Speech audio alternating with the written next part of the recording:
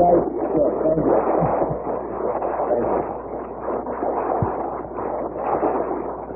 I'm delighted for the privilege of being able to speak to you today. And I want to warn you in the very beginning that I'm going to try to work on your will. I'm going to try to get you to develop the will of a champion. Now, I'm not going to work on your will the way a preacher friend of mine did. He was a preacher in a Presbyterian church, and he was trying to raise some money. And the people weren't responding very well to this particular plea for money. So he decided he was going to wire up all the pews with electricity, and he was going to bring the switches up to the pulpit, and he was going to get some kind of a response from the people he was talking to. So he had this wiring job all completed, and the Sunday morning he got up in the pulpit and he said, "Now, we're going to build a new church, and all of you that want to give $250, will you please stand up?" And he pushed some buttons, and as the electrical juice went through the people, a number of them jumped up, and he said, "This is wonderful." He said, "Now all of you will give $500. Will you please stand up?" And he pushed some more buttons, and some more people jumped up as the electrical juice hit them. And finally he said, "Now all of you will give $1,000. Will you please stand up?" And he threw the main switch, hoping to get everyone else, and he electrocuted 100 Scotchmen right in their pew.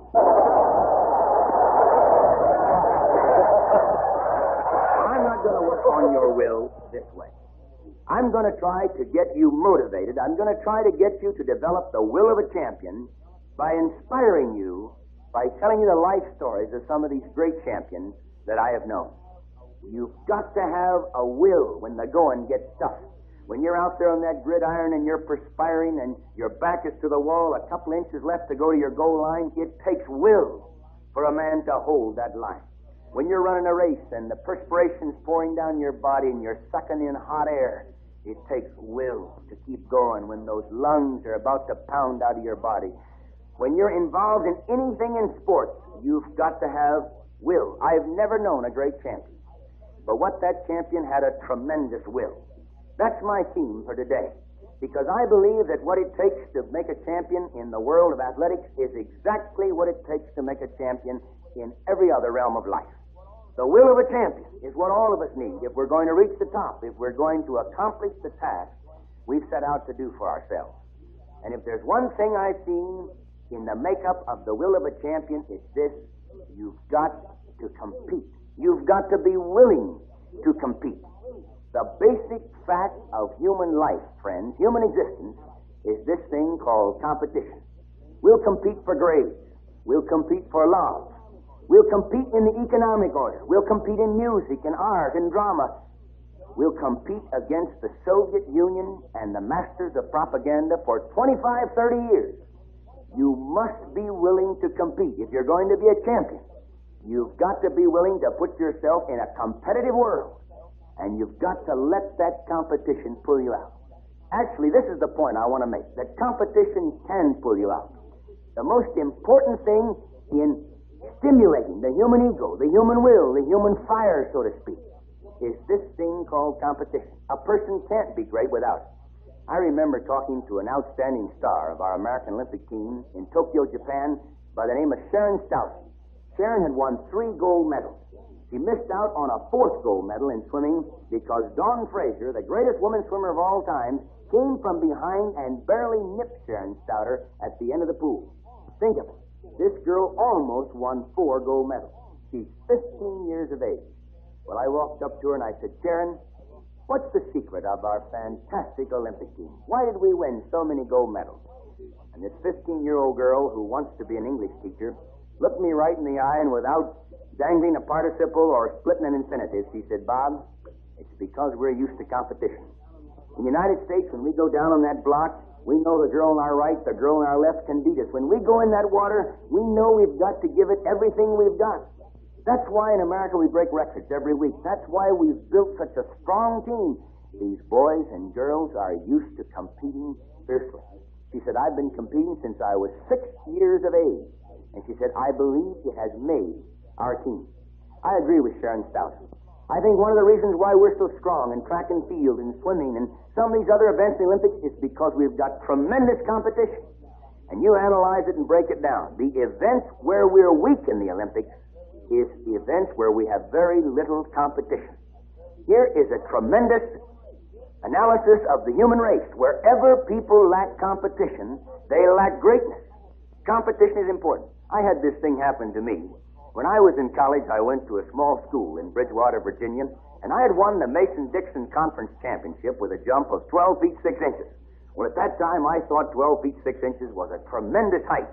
And I was kind of glorying in this great height, and all the people around me told me it was good because in that atmosphere, this was considered a good jump. Well, I transferred to the University of Illinois on a track scholarship, and I'll never forget walking out on the track one day. Boy, my ego was out in front of me, and I had the pole in my hand, and I swaggered out there. I was going to show the boys how to pole. I went up to the pole vault pit. Right in front of my eyes, 3 men blazed down the runway and jumped 14-2. I grew up right in that moment. My ego went out the bottom of my socks. All of a sudden, I realized that my little goal of 12 feet 6 inches wasn't high enough. That if I was going to make that team, I had to go 14.5, 14.6. I began to lift weights as I'd never lifted weights before. I began to sprint. An hour after those fellas were gone, I was out there sprinting. I climbed a rope. I did everything I could to build my body. But you get the point? Those 3 men made me. As I look back in my whole competitive career, that was the most important psychological moment of my career. Those men made me realize my goal wasn't high enough. They pulled me out. This is always what competition does. You notice, for example, just prior to a great Olympic Games, how that the world records start to fall. As these young men and women begin to compete fiercely for berths on the Olympic team, you'll find that world records start to go. Why? Because in the stimulus of competition, the human being rises to the occasion. The human being discovers potential and ability that it never thought it had. Competition is what pulls it out. I can't help but think how this affects national destiny. Do you remember about 7, 8 years ago when the Americans controlled practically everything in the world? We had the highest standard of living. We had everything. We were way ahead of everyone else. And all of a sudden, one morning, we woke up to beep, beep, beep. The Russians had the first satellite out in space. Do you remember the psychological shock that swept through America? You remember how we began to evaluate our programs, our education, and so forth? We didn't even have a missile, and here they were out there, ahead of us. We went on a crash program. Americans began to compete for the first time. We began to expend money. Now we're out there, in many respects, ahead of them. Would we have been there, was it not for the competition of the Soviet Union? As strange as it may seem, national destiny hinges upon your willingness to compete. Our soldiers are going to have to compete. Our scholars are going to have to compete. Our scientists are going to have to compete. This struggle for the mind of the world involves more than just sports and science. It involves ballet. It involves music. It involves economics. It's the struggle for the mind of man. And we won't win that struggle unless we are willing to compete. There is no greatness in sports and economics in life without the willingness to compete. Number 2, you've got to be able to think under pressure. Now, I'm aware of the fact that this is one of the toughest things to do in life. I don't know about you, but I find it very difficult to think under pressure. For example, I've gone through a lot of decathlons, 15 of them to be exact. And I know how to run. I know you got to get your knees high. I know you got to lean forward. You got to pick your arms up. You got to pump those arms. I know how to run. I know the theory of running. But you know, it's a fantastic thing when you get down on that mark and that starter says, get set, and those muscles grow taut, and that crowd grows quiet. I tell you, when that gun goes off, pow! It's hard to think under pressure. And I'm prone, my arms go every which way, my legs go back here, my head flies back. But you can't run like that. I've gone through many and many a race where I'd be about 8 yards behind some of these guys steaming into the tape because I was running wrongly. I didn't think under pressure. Well, you can't do that if you're going to break world records. If you're going to be great, you've got to have an idea what you're going to do. It's got to be so firmly entrenched in your mind that it comes out no matter what the pressure is. I think of Don Scholander, for example, this fantastic 17-year-old boy who won 4 gold medals for America in swimming in the Tokyo Olympic Games. Well, I watched him in 100-meter freestyle. As he was going out there, swimming perfectly, the fellow sitting next to me had said, if Don Scholander will just forget style and technique, he'll win the Olympics easily. Well, I thought this expert knew more about it than I did, so Afterwards, when Don Solander had won the first gold medal in swimming for America, I raced down. I had to interview him for NBC Radio, and I jammed his microphone in his face, and I said, Don, did you forget style and technique, or did you... And before I could finish the question, this 17-year-old boy grabbed me by the elbows, and he said, Bob, you can't forget style and technique in the Olympic Games. Here as no other place. You've got to concentrate on what you're doing. He said, I'll tell you all I was thinking about during that entire race. I had it in my mind, if I could make every stroke as efficient as possible, I could win that race. It was my theory, on the block, in the water, that if I could make every stroke efficient, I could beat those guys. Well, that's exactly why he did beat them, because every stroke was efficient. You know, think about that one for a minute. You boil life down, and all any job is making every part as efficient as possible. A race is so many strides, or so many strokes, so many kicks. You make everyone efficient, and you win the race. Well, Don Solander won 4 gold medals. His name has gone down among sports immortals because he had one thing on his mind.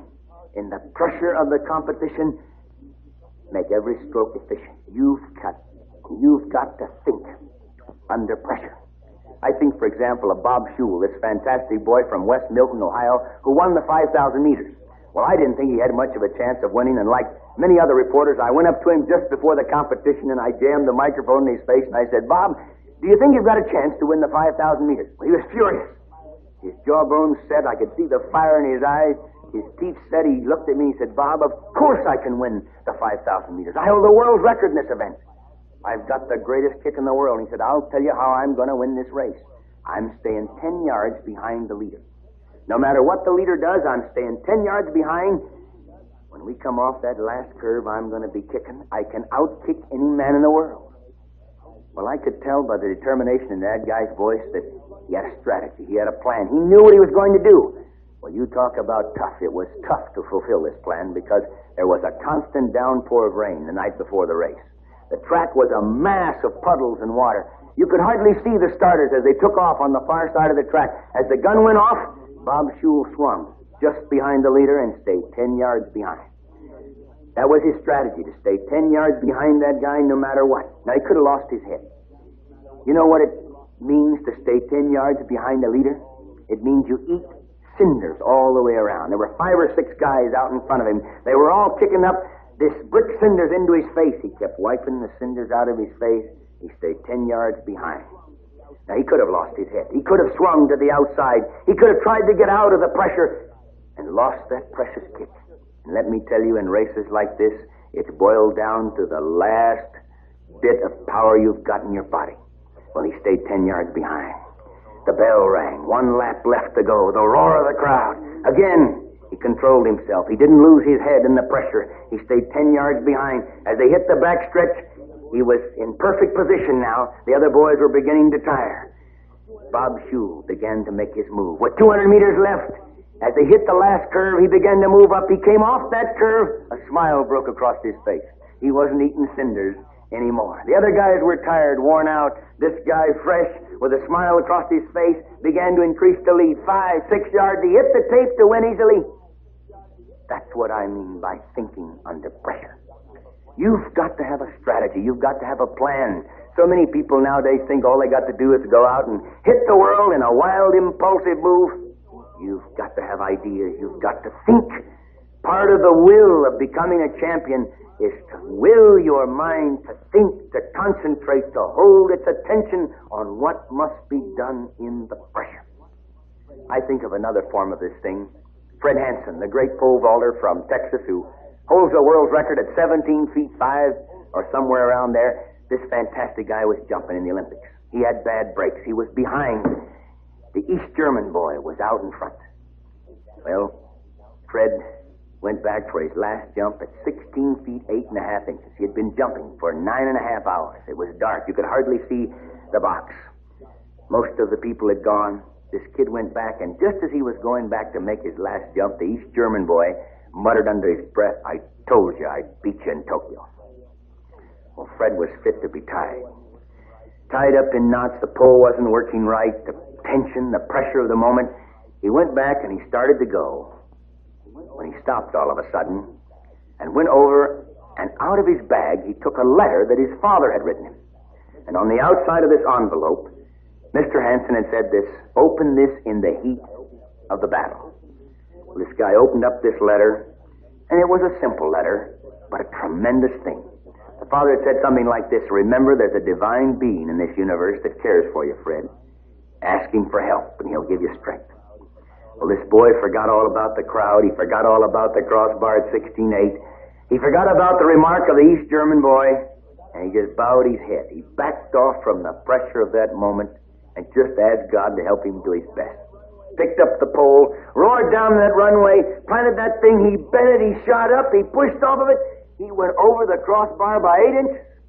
One of the greatest leaps I've ever seen to win the Olympic Games. Now that too is thinking under pressure. Sometimes you gotta back off from the pressure of the moment. Sometimes you gotta detach yourself spiritually or mentally. You can't be great unless you can think under pressure. But number 3, if you want to be great in the world of sport, you've got to go through hurt and pain. If there's one thing that makes the will of a champion, it's the will to keep going when your body's hurting, when your lungs are pounding out of your body, when you feel the throb in your head and your muscles are giving way and those legs, you can't even feel them. This is where the will of a champion comes out in its greatest form. You keep going. Now, you can't take a tranquilizer in sports. When your body is racked with pain, you can't take a painkiller. You've got to keep going. I have never known of a champion but what he was willing to go through pain. They learned to live with pain. I think of Jim Councilman, the great coach from the University of Indiana. He said he's never seen a world record broken, but what a swimmer went through: 3 things: hurt, pain, agony. He says if you want to know when they break records, it's when they're in agony. I saw it in the Tokyo Olympic Games. I watched this boy, this half-Indian kid from South Dakota, Billy Mills, tearing down the last 100 yards, 35 seconds faster than his best time ever. His legs were giving way. His lower jaw was dropped. He was in such pain he could hardly move. His whole body was racked with pain. Clark, on one occasion, had hit him with his elbow. Clark, the world record holder from Australia, was also dead even with Billy Mills. Right beside Clark was Gamoudi of Tunisia. You've never seen a race like it. 6 1/4 miles, and 3 men were within perspiration beads of each other, struggling. They were literally jumping over men who were falling down. In the roar of 85,000 people, I'll never forget this race as long as I live. It was the most dramatic finish. Billy Mills, this kid just about to fall down, he had been hit by Clark, swung to the outside. Clark and Gamoudi battled for first place. They were struggling to get in there. 50 yards left, 40 yards. This half-Indian boy found himself. Legs gone, in the pain. He forced himself to pick those knees up and put them down. He went through the pain, struggling, that lower jaw dropping farther and farther. He drove toward the tape, lunged out just barely to beat Clark and Gamoudi. Have you ever heard 85,000 people roaring as a guy half wobbling, almost falling down, but with a smile on his face, waves in triumph? And you see the story of every great champion. You've got to go through pain if you're going to be great in sport. Afterwards, I interviewed Billy Mills. His wife had just kissed him. You talk about something to tear you up. Have a wife kiss her champion right before you interview him. I tell you, I was choked up. I could hardly talk, but I jammed the microphone over Billy's face, grabbed him by the arm, and I said, "Billy, what you do in the pain?" This fantastic guy, it was quite a dramatic, emotional moment anyway, and he put his arm around me. He could only get out one statement, but he said it twice. "Bob, I just kept praying and trying. I just kept praying and trying." They don't quit in pain, friends. They keep going. They keep struggling. I think of Kathy Ferguson, this beautiful 17-year-old girl from Burbank, California. She was competing in the backstroke against this girl from France. They were struggling like mad. You talk about pain, you could see her mouth open. She was going through it. She'd bite her lip. She'd keep struggling. They were within about 4 inches of each other, everyone roaring. This Kathy Ferguson, I watched her. She kept digging in with those arms. She could hardly feel her arms. She could hardly feel her legs. She just kept digging. She hit the end of the pool just barely ahead of Corona, France. She had set a new world record. Afterwards, I ran down to interview her. All I could think of, I said, "Kathy, what'd you do in the pain?" This beautiful girl, her mother, was standing beside her. She grabbed her mother by the arm, and tears ran down her cheeks, and she said, Bob, she said, I just kept praying, please, dear God, help me keep going. Help me keep going. Help me keep going. They don't give up in pain. They keep going. When the pain hits them, they keep struggling. The will of a champion does not give up in hurt. I think of a guy like Al Orter. You talk about a fantastic demonstration of this. 1 week before the Olympics, in the discus throw, as he was trying to catch Danik of Czechoslovakia, Danik had thrown one out about 215 feet. And the pressure was on Al Orter, and he was trying to catch him, and on one throw he bent in with everything he had, and he pulled a muscle right out of his right rib cage. Tore the whole side. Did you ever injure the middle of your body? I can tell you that the native strength of your body comes from your abdominal region and your back. If you hurt yourself there, you're in trouble. Well, this kid had torn that muscle way down deep into the right side. He could hardly lift up his arm. Bob Gignac, the track coach from Yale, walked over to me, pulled his baseball hat down over his eyes, and he said, Bob, Al hasn't got a prayer. He's out of the Olympics. Well, this Al Orter walked into the training room the day of the Olympic finals. He said, take me up. They taped this guy up all the way up underneath his armpit. Now, it would have been heroic if he had just gone out there and tried. The two-time Olympic champion telling the world he was hurt. Not Al Orter. With every throw hitting him like a knife in the side. No painkillers. That guy threw the discus 165 feet. His second throw was 175 feet. His third throw was 185 feet. To make the story short, Al Orter, bleeding, threw that discus over 200 feet to win his third consecutive Olympic gold medal. That's what I mean by the will of a champion. They don't quit. They don't give up. I went up to this guy afterwards. I was so choked up. It's one of the most heroic things I've ever seen in sport. And he put his arm around me and he smiled. He said, now, don't take on so, Bob. I've got a high threshold of pain level. I've got a high threshold of pain level. These guys develop it in hours of practice. When the going gets tough, they put out all the more. When they hurt, they force themselves to keep going. You want an even more incredible story? I think of Dick Roth, this fantastic swimmer in the medley. 1 week before the Olympic finals in the medley, he goes up to Dr. Bill Yorzig and he said, Bill, I don't know what's the matter with me. I got a pain in my side. Yorzig rushed him to the hospital. Sure enough, high blood count, emergency appendicitis. Bill Yorzig, who himself was an Olympic champion, looked at Dick Roth and said, Dick, I hate to tell you this, but I got to perform an operation. It's an emergency. Dick Roth grabbed Bill Yorzig. He said, you can't do it, Doc. I waited for 4 years for this Olympics. You can't do it now. Well, Dick Roth's mother and father were there. They all got in the hassle. Yorzig agreed to wait one day. This kid, Dick Roth, went out, was trained, body racked with pain. The next day, even more pain. He never stopped training. To make this incredible, irrational story short, Dick Roth not only competed in the Olympics, he not only won the gold medal in the Olympics, he broke the world record. It was the greatest performance of his life, and every stroke was in pain and hurt. That's why they're champions. Now, I know probably some of you are thinking what a young girl was thinking. I gave this speech in Oklahoma City not too long ago, and she came up to me and she said, boy, you're right. I don't want to be a champion. This is too good and gutsy for me. You know the amazing thing, you go up and talk to these great champions who have broken world records, who hold that Olympic gold medal in their hand, and you say, would you do it again? And here's what amazes you. Smiling, effervescing, bubbling. These guys will say, I'd do it 1,000 times again. You know why? You get out of life what you put into it. Sure, it hurts to build your body. It hurts to stretch your mind in scholarship. It hurts when you've got to put out. But let me tell you, it comes back to you because you're made stronger. I've spent over 10,000 hours training. If I had to do over again, I'd spend 20,000 hours because it comes back to you in friendship, in travel, in discipline. It comes back in the increased will to keep going. It's impossible to be great without pain. There isn't a baby born but what a woman goes through pain. There isn't a great statesman but what he's gone through pain.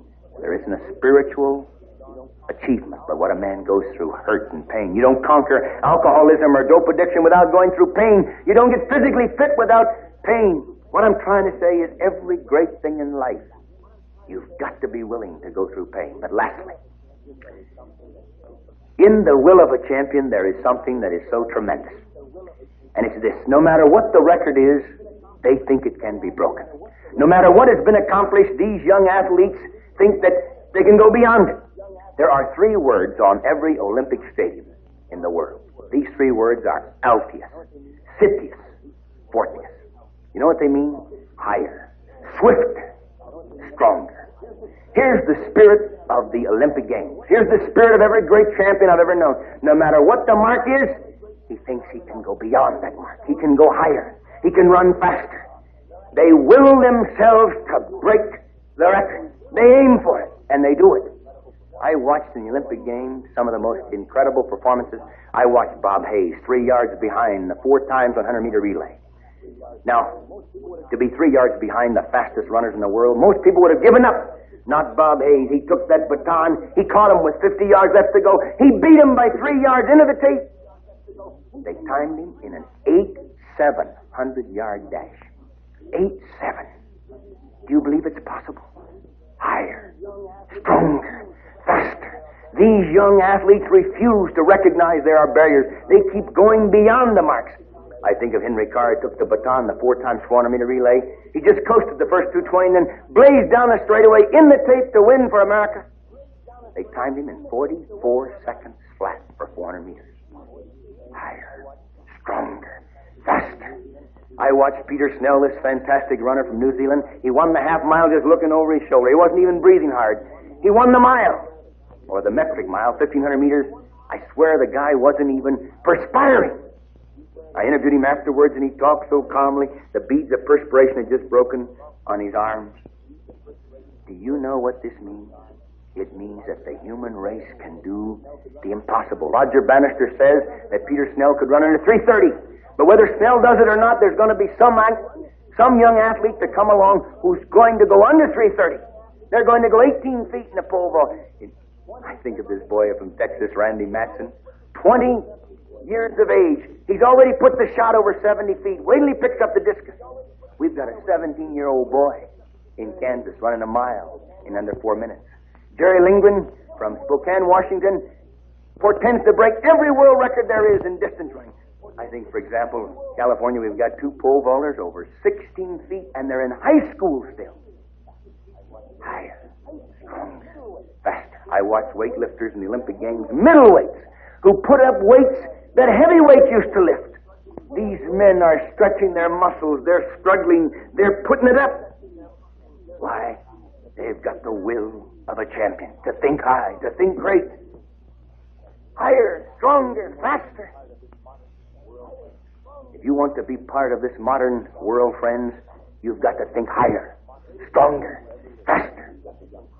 The greatest champion who ever lived for me was a young man, 33 years of age. He competed fiercely against a world collapsing all around him. He won the battle. He was a fighter.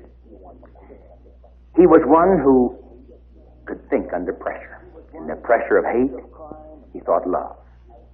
In the pressure of crime and violence and passion, he thought mercy, justice, forgiveness. In the pressure of lies and propaganda, he thought truth.